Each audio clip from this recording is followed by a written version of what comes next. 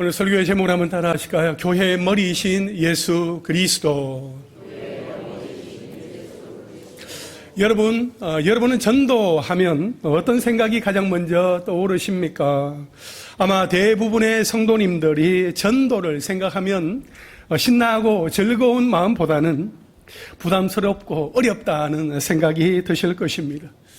그런데 성도들이 이렇게 전도를 어려워하는 이유에는 내가 오늘 만난 이 사람, 또는 내가 지금 관계를 맺고 있는 이 사람이 반드시 나를 통해서 교회를 다녀야 하고 예수님을 만나야 된다 하는 그 생각을 갖고 있기 때문이 아닌지 모르겠습니다.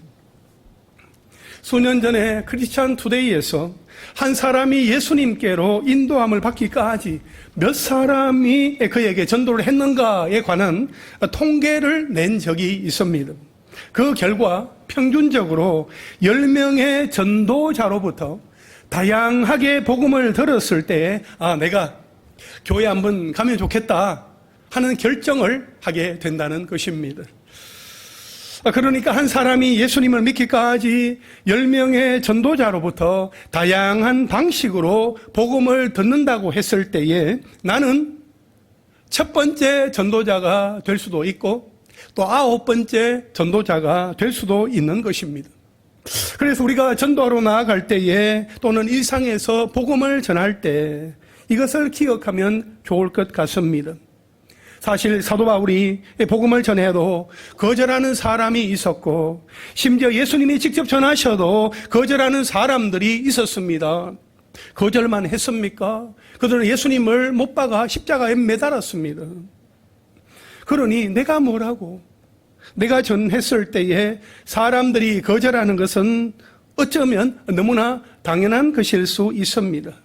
그러나 한 사람이 세워지기까지 일하시는 하나님의 열심, 하나님이 일하시는 방법은 단 한 사람에게 그 사람이 모든 일을 다 하게끔 하지 않으시고 여러 개의 퍼즐 조각을 준비하셔서 내가 한 부분을 순종하면 다른 사람이 그 다음 부분을 순종하게끔 하시면서 여러 전도자들 통하여서 한 사람의 영혼 구원이라는 이 그림의 퍼즐 조각을 완성시켜 나아가십니다.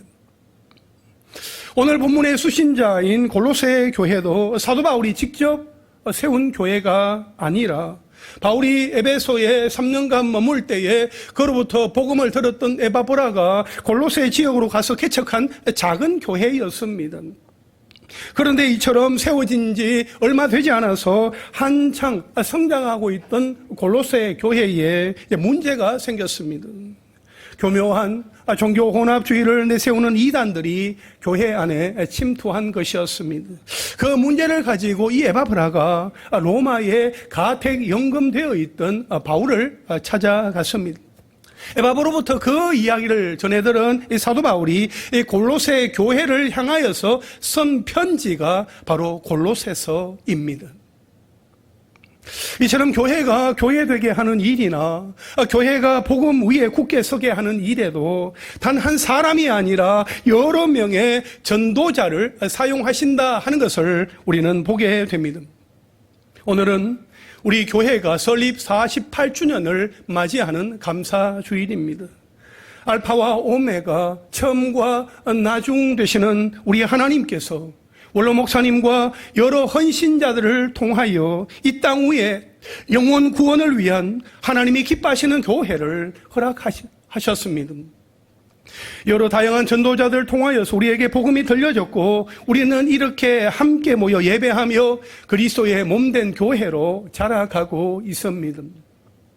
여기까지도 오신 에베네셀의 하나님을 찬양합니다. 지금도 우리와 함께 하시는 임마누엘의 하나님을 찬양합니다. 그리고 이후로도 변함없이 여호와 이레의 하나님이 우리 교회를 은혜와 평강의 자리로 기대와 소망의 길로 인도하여 주실 줄로 믿습니다. 시대적으로 참으로 어려운 때입니다. 사실 골로새 교회의 가장 큰 문제였던 종교 혼합주의는 비단 그 시대만의 문제가 아니라 우리가 살고 있는 이 시대에는 더 이상 거스를 수 없는 지배적인 사상이 되어버렸습니다.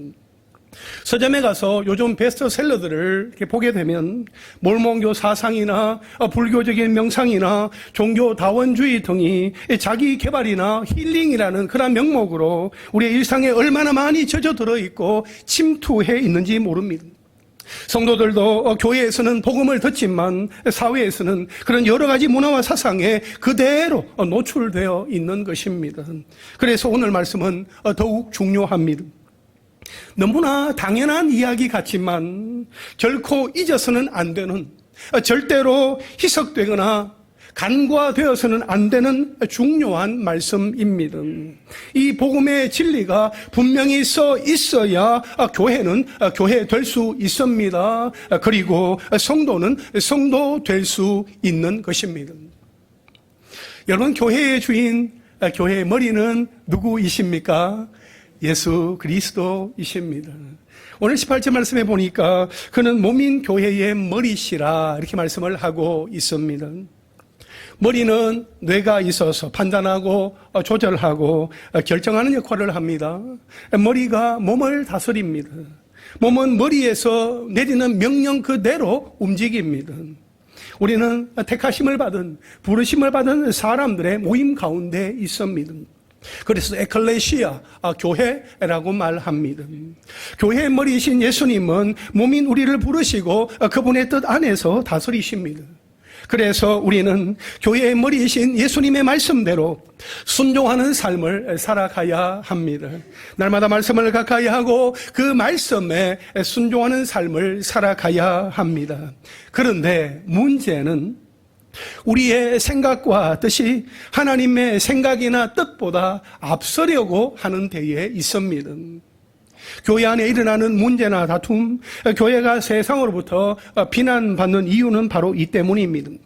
따라서 각자 자신의 생각, 자신의 뜻을 고집하며 세상과 타협하고 세상 앞에 굴복하는 것이 아니라 우리의 생각과 뜻을 다 내려놓고 하나님과 동행하며 하나님 앞에 순복하는 교회가 되기를 간절히 소망합니다.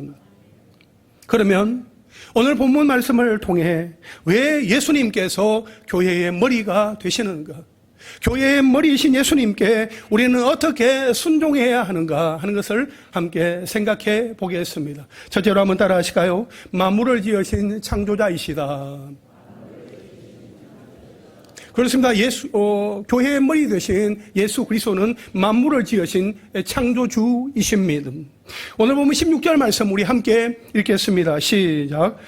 만물이 그에게서 창조되되 하늘과 땅에서 보이는 것들과 보이지 않는 것들과 혹은 왕권들이나 주권들이나 통치자들이나 권세자들이나 만물이 다 그로 말미암고 그를 위하여 창조되었고 아멘. 여기 말씀해 보니까 만물이 그에게서 창조되되 만물이 다 그로 말미암고 그를 위하여 창조되었다라고 했습니다. 여기에서 그에게서 그로 말미암고 그를 위하여라는 표현들이 나와요. 이게 무슨 의미인가요? 먼저 그에게서라는 이 말은 그 안에서 예수 그리스도 안에서라는 의미입니다. 이것은 예수 그리스도가 창조주, 창조의 주체가 되신다 하는 것을 말해주는 것입니다. 또한 그로 말미암고라는 이 말은 만물이 그리스도로 인하여 존재하고 그가 붙들어주지 않으면 한순간도 지탱하며 유지할 수 없어서 파멸될 수밖에 없다 하는 것을 말해주는 것입니다. 그리고 그를 위하여라는 말은 만물이 창조된 그 목적을 나타내는 표현으로서 만물은 그리스도를 위하여 창조되었다라는 말입니다. 그러므로 우리는 여기에서 예수 그리스도께서 만물을 창조하셨으며 지금도 만물을 붙들고 계시며 만물은 그리스도 안에서 자신의 존재 목적을 발견할 수 있습니다. 따라서 이 말씀에서 우리가 분명하게 기억해야 할 것은 예수 그리스도가 만물의 창조주이시며 그분만이 우리의 유일한 예배의 대상이 되신다 하는 것입니다. 이 세상에는 사람들이 보지도 듣지도 말하지도 못하는 형상을 손수 만들어 놓고 자신을 지켜주는 신이다 그렇게 착각을 하면서 숭배하는 대상들이 참으로 많이 있습니다. 또한 신이라고 숭배하는 사람이나 형상들도 다 창조주이신 예수 그리스도의 피조물에 불과합니다. 사실 그 당시에 골로새 교회 안에는 그리스도를 하나님에 의해 피조된 하나의 천사의 하나로 생각을 하고 천사를 숭배하는 자들이 있었습니다. 그래서 바울은 그리스도가 창조주이시며 모든 천사는 그리스도의 피조물이다 하는 것을 이렇게 밝히면서 오직 그리스도만이 우리의 예배의 대상이 되신다 하는 것을 강조하였던 것입니다. 여러분, 예수 그리스도가 창조주이심과 사람을 만드신 일에도 관여하셨다는 이 사실을 창세기 1장 26절과 27절에서는 이렇게 말씀을 합니다. 우리 함께 읽겠습니다. 시작. 하나님이 이르시되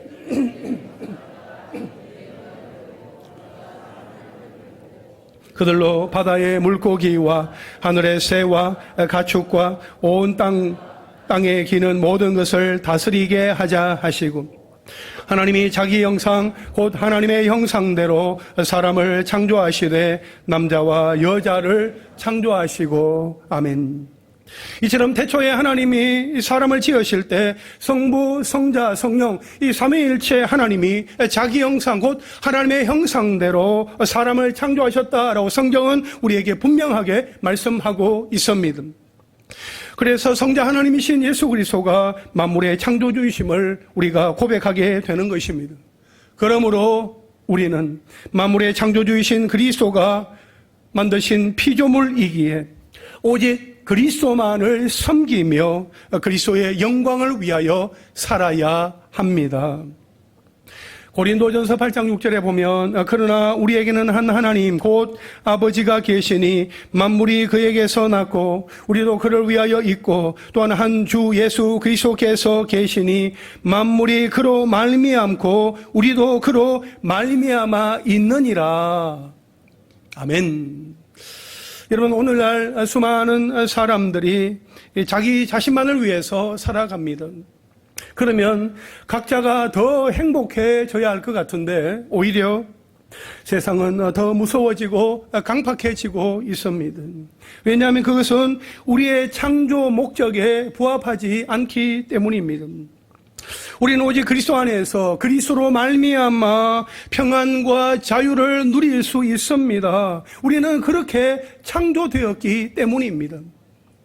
여러분, 예수 그리스도는 만물을 지으신 창조주이시요 우리를 지으신 하나님이십니다.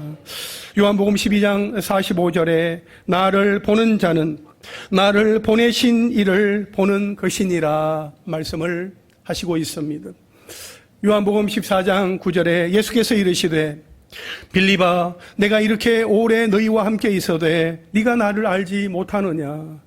나를 본 자는 아버지를 보았거늘 어찌하여 아버지를 보이라 하느냐. 이렇게 말씀을 하셨어요. 이 말씀에서 예수 그리스도는 완전한 인성과 완전한 신성을 가지신 분, 우리의 육안으로 볼 수 있는 하나님이신 것을 우리에게 말씀해 주고 있습니다. 따라서 그리스도 예수가 곧 하나님이시다 하는 이 교리는 우리 기독교 신앙의 근간을 이루는 진리입니다. 그런데 이 진리를 거부하는 사람들이 시대마다 많이 있었습니다. 대표적으로 주후 325년에 니케아 종교회의에서 이단으로 정죄받은 아리우스가 그러했습니다. 그는 하나님의 아들이신 예수 그리스도는 하나님과 비슷하기는 하지만 하나님이 아니시고 하나님이 창조하신 아들, 하나님의 피조물이다라고 그렇게 주장했던 것입니다. 이에 대하여 아다나시우스는 예수 그리스도는 아들 하나님이시다, 하나님과 동일한 본질이시다 하는 것을 강조하면서 이 분명한 진리를 지키기 위해서 5번이나 귀양살이를 해야 했습니다. 여러분, 많은 사람들이 예수 그리스도를 추앙할 만한 도덕 선생으로 성자 정도로 간주합니다. 그리스도는 피조된 한 인간일 뿐이다 라고 말하면서 하나님이 친히 사람의 몸을 입고 이 땅에 오셨다는 사실을 믿지 않는 것입니다. 그 대표적인 한 사람이 있었습니다. 그는 이 진리를 믿을 수 없었고 거부했으며 이 진리를 주장하는 사람들을 붙잡아서 감옥에 다 가두기 위해서 다메섹을 향하여 가고 있었습니다. 그는 예수가 하나님이라는 이 가르침을 터무니없는 거짓 가르침이다 그렇게 여기고, 예수를 추종하는 자들은 이 세상에서 없어져야 할 이단의 무리들이라고 그렇게 간주를 했습니다. 여러분, 그 사람이 누구입니까? 바로 사도 바울입니다. 그러나 그는 놀랍게도 오늘 본문 15절과 16절에서 예수 그리스도를 가리켜서 그는 보이지 아니하시는 하나님의 형상이요 모든 피조물보다 먼저 나신 이시니 만물이 그에게서 창조되되 만물이 다 그로 말미암고 그를 위하여 창조되었다라고 말하고 있습니다. 그토록 그가 거짓이라 여기면서 거부했던 진리를 지금은 다른 사람들에게 예수 그리스도가 만물을 지으신 창조주이시다 하는 것을 강력하게 선포하고 있으니 얼마나 놀라운 반전입니까? 여러분, 여기에 시계가 있습니다. 이 시계의 기능과 성능을 누가 가장 잘 알겠습니까? 이 시계를 디자인한 사람, 설계한 사람 아니겠습니까? 마찬가지로 만물을 지으신 창조주이신 예수 그리스도가 나를 가장 잘 아십니다. 우리 교회를 가장 잘 아십니다. 우리 마음의 생각, 우리의 뜻과 계획까지도 다 아시고 살피시는 분입니다. 우리 인생의 상처와 아픔, 눈물과 고통도 다 싸매어 주시고 치유해 주십니다. 그러므로 우리 교회가, 그리고 우리 모두가 만물을 지으신 창조주이신 우리 주님만을 찬양하고 경배할 수 있게 되기를 주님의 이름으로 축원합니다. 둘째로 한번 따라 하실까요? 십자가의 피로 화평을 이루셨다. 그렇습니다. 교회의 머리이신 예수 그리스도는 십자가의 피로 화평을 이루셨습니다. 오늘 본문 20절로 23절까지 말씀을 다시 한번 읽겠습니다. 시작. 그의 십자가의 피로 화평을 이루사 만물 곧 땅에 있는 것들이나 하늘에 있는 것들이 그로 말미암아 자기와 화목하게 되기를 기뻐하십니다. 전에 악한 행실로 멀리 떠나 마음으로 원수가 되었던 너희를 이제는 그의 육체의 죽음으로 말미암아 화목하게 하사 너희를 거룩하고 흠없고 책망할 것이 없는 자로 그 앞에 세우고자 하셨으니 아멘. 여러분, 20절 상반절에 보니까 그의 십자가의 피로 화평을 이루사 이렇게 말씀하고 있습니다. 예수 그리스도의 십자가 죽으심으로 말미암아 하나님과 사람 사이에 화평이 찾아오게 되었습니다. 이것이 그리스도의 십자가 죽음 이전에는 하나님과 인간이 원수관계에 있었다 하는 것을 말해주는 것입니다. 우리가 이전에는 악한 행실로 인하여 멀리 떠나 마음으로 하나님과 원수되었던 사람들이었습니다. 하나님과 원수된 상태는 영원한 멸망에 처해질 운명이었다. 영원한 저주 상태에 있었다 하는 것입니다. 멸망받아 영원한 저주 가운데 있을 수밖에 없는 존재들이 우리들이었다 하는 거죠. 물론 인간이 처음부터 하나님과 원수 관계에 있었던 것은 아니었습니다. 태초에 하나님의 형상대로 창조되었던 그 당시만 해도 하나님과 매우 친밀한 관계에 있었습니다. 그런데 아담의 불순종으로 말미암아 범죄하여 하나님과 원수가 되었고 우리 인간은 하나님과 단절되어서 사망의 늪에 빠지게 되었습니다. 그래서 인간 스스로는 그 늪에서 빠져나올 수 없고 하나님과의 관계도 회복할 수 없었습니다. 그것은 하나님과 인간 사이에 가로막힌 죄의 담이 너무나 견고하고 높게 막혀 있어서 인간 스스로의 힘으로는 결코 하나님 앞으로 나아갈 수 없었기 때문입니다. 그 자체가 절망이었고 아무 희망도 소망도 없었으며 그 어떤 복도 기대할 수 없었습니다. 그저 멸망당할 수밖에 없었습니다. 그러나 예수 그리스도의 십자가 사건, 그의 죽으심으로 말미암아 우리를 거룩하고 흠이 없고 책망할 것이 없는 자로 성도로 하나님 앞에 세우고자 하셨기에 우리는 하나님의 원수가 아닌 그분의 자녀가 되었습니다. 할렐루야. 여러분, 하나님과 원수에서 하나님의 자녀가 되는 길은 하나님이 친히 여신 길이었습니다. 우리 인간이 할 수 없다는 그 사실을 아셨기에 하나님이 하신 것입니다. 인간이 죄에 빠져 죽는 것을 기뻐하지 않으신 하나님은 인간을 위해서 화목의 길을 여신 것이었습니다. 그 길이 바로 예수 그리스도의 십자가입니다. 이게 하나님의 은혜인 것이죠. 이 얼마나 놀라운 일입니까? 얼마나 크신 은혜입니까? 멸망의 자식이 하나님의 자녀가 되었습니다. 요한일서 4장 9절과 10절 말씀에 보면 하나님의 사랑이 우리에게 이렇게 나타난 바 되었으니 하나님이 자기의 독생자를 세상에 보내심은 그로 말미암아 우리를 살리려 하심이라 말씀하고 있습니다. 사랑은 여기 있으니 우리가 하나님을 사랑한 것이 아니라고 했습니다. 우리가 하나님을 사랑한 것이 아니라는 거예요. 하나님이 우리를 사랑하사 우리 죄를 속하기 위하여 화목 제물로 그 아들을 우리에게 보내셨다라고 말씀하고 있습니다. 하나님은 죄 없으신 예수 그리스도를 이 세상에 보내사 죄악된 우리들을 대신하여 십자가 위에서 죽게 하심으로 하나님과 우리를 위한 화목 제물로 삼으셨습니다. 그리고 예수 그리스도를 믿는 자마다 의롭다 하심으로 하나님과 다시 화목하게 하신 것입니다. 여러분, 십자가의 피만이, 오직 십자가의 그 피만이 하나님과 우리 사이를 화목하게 하는 유일한 방편입니다. 그 십자가의 피가 우리로 하여금 하나님께로 나아가는 길이 되게 하셨습니다. 하나님은 인간과 화목할 수 있는 다른 방편을 우리에게 제시하신 일이 없으십니다. 그래서 예수님은 요한복음 14장 6절에서 내가 곧 길이요 진리요 생명이니 나로 말미암지 않고는 아버지께로 올 자가 없다, 그렇게 분명하게 말씀을 하셨습니다. 또한 베드로는 사도행전 4장 12절에서 이렇게 선포했습니다. 우리 함께 읽겠습니다. 시작. 다른 이로서는 구원을 받을 수 없나니 저나 사람 중에 구원을 받을 만한 다른 이름을 우리에게 주신 일이 없음이라 하였더라. 할렐루야.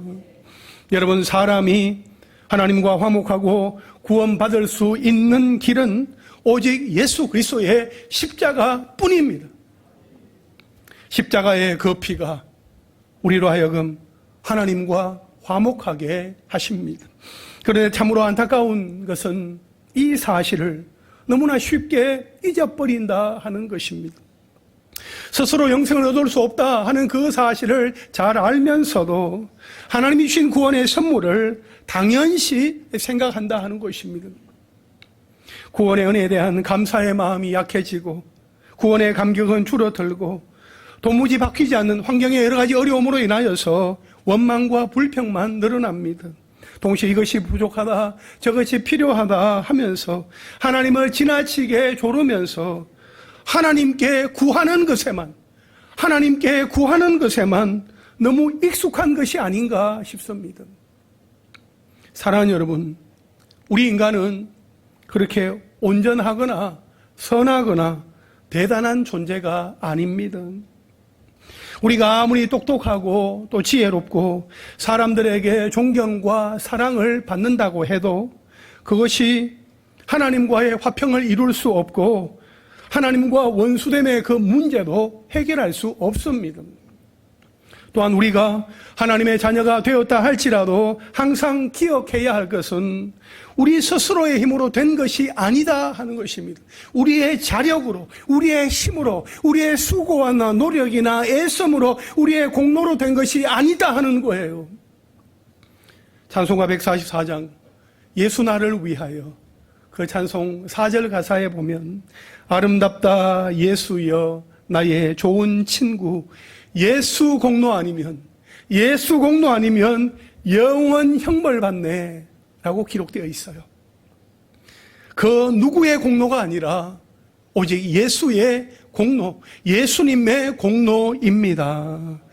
그래서 우리는 늘 겸손해야 합니다. 그리고 우리는 늘 감사해야 합니다. 어떤 분들은 아니 왜 매번 교회에서 잔인한 십자가, 힘들고 어렵고 부담스러운 그 십자가만 말하냐, 그렇게 말할 수도 있을 것입니다. 여러분, 교회 안에서 이 십자가의 피가 절대로 희석되면 안 됩니다.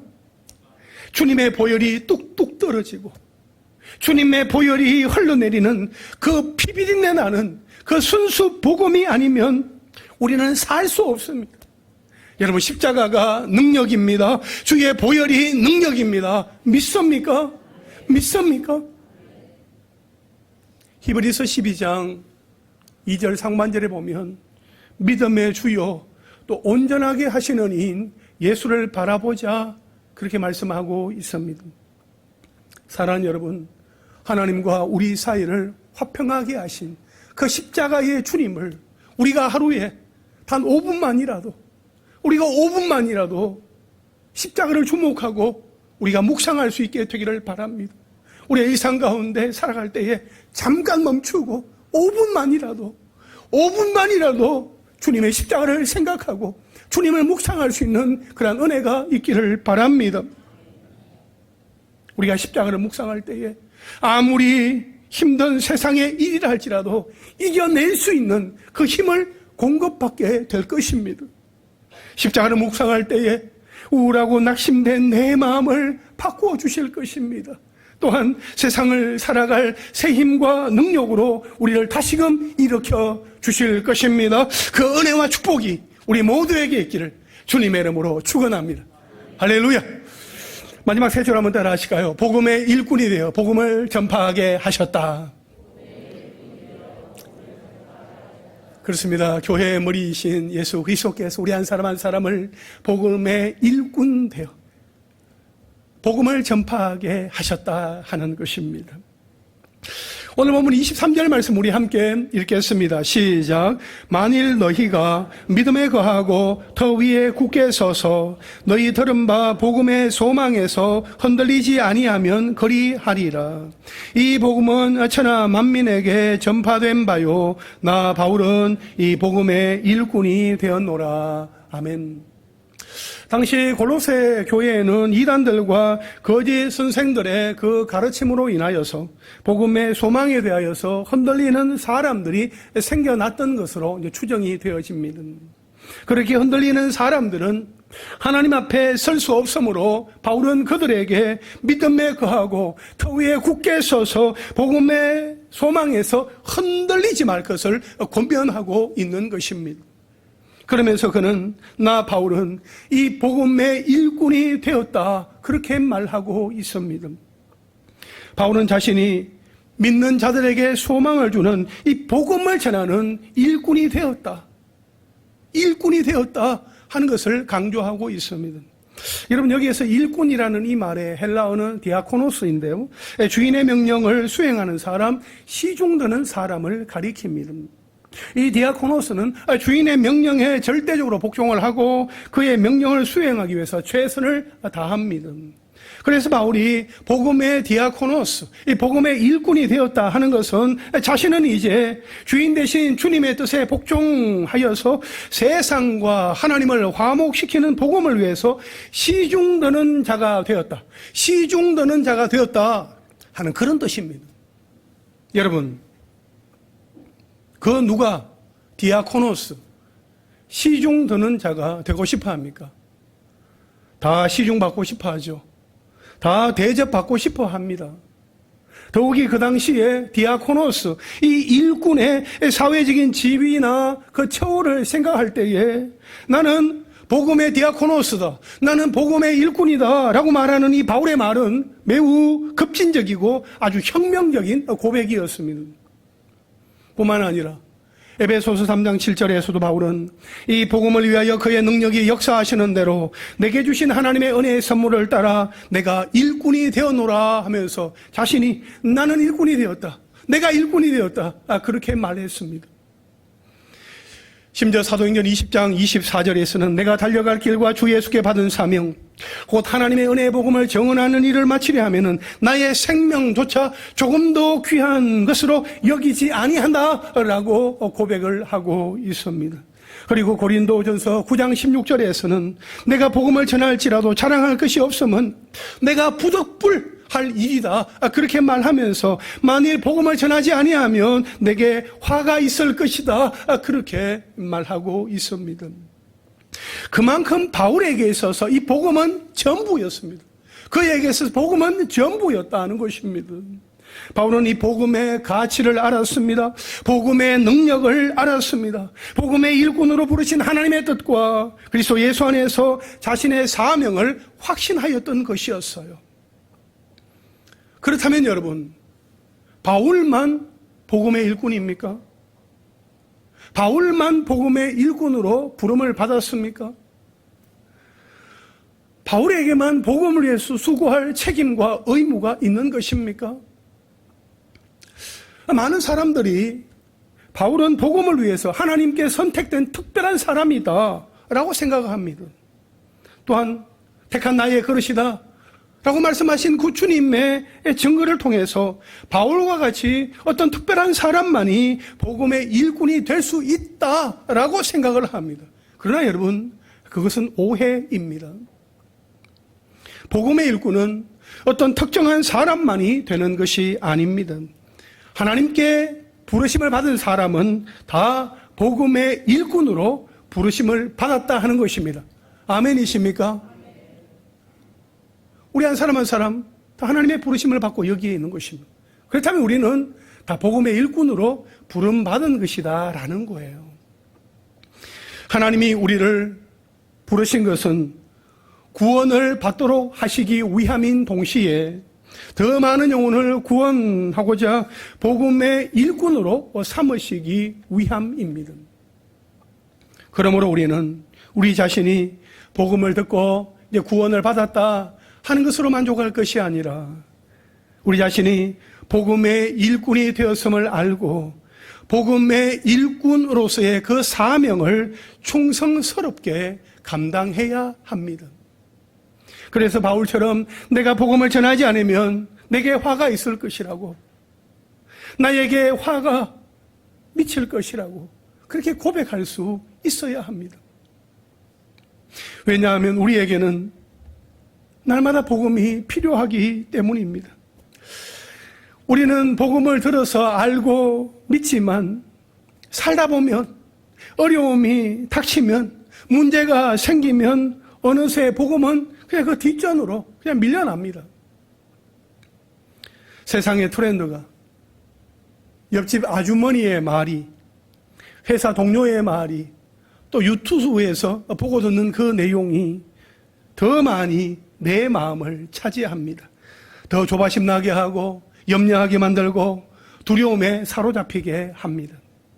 그러나 내가 복음을 전하게 되면 내가 전하는 그 복음을 누군가가 듣게 되지만 그 누구보다도 먼저 내가 듣게 됩니다. 내가 먼저 듣는 거예요. 복음을 전하는 내 소리에 내가 먼저 복음을 듣게 되는 것입니다. 그래서 내가 다시 복음 앞에 더 굳건하게 서게 되는 것입니다.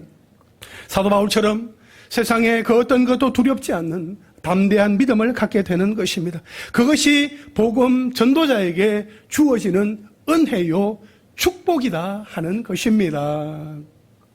사랑하는 여러분, 바울뿐만 아니라 우리도 복음의 일꾼으로 부름을 받았고 우리도 그렇게 살아가야 합니다.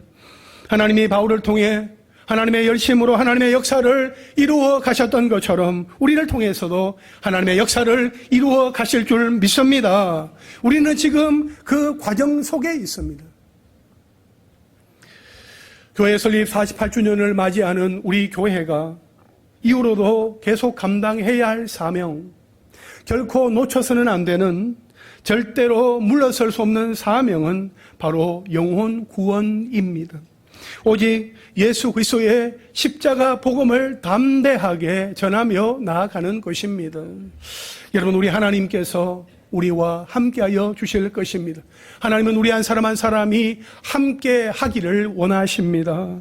하나님은 우리 한 사람 한 사람이 영혼 구원의 통로가 되기를 원하십니다. 바라옵기는 우리가 복음을 들고 가는 그곳에서 한 영혼 한 영혼을 살리는 그 일에 귀하게 쓰임받게 되기를 주님의 이름으로 축원합니다. 이제 말씀을 정리하겠습니다. 교회의 머리이신 예수 그리스도는 만물의 창조주이시고 우리의 구원자이시며 하나님과 우리 사이를 화평하게 하시는 분입니다. 이 사실은 변함없는 진리이며 우리 교회는 이 진리이신 예수 그리스도 위에 세워져 있는 교회입니다. 이 땅 가운데 교회를 세우신 하나님의 뜻이 하나님을 예배하고 기도하며 말씀 앞에 경외하고 순종하며 믿음으로 살아가고자 몸부림하는 복음의 일꾼된 우리 한 사람 한 사람을 통하여서 더욱 아름답게 열매 맺게 될 것입니다.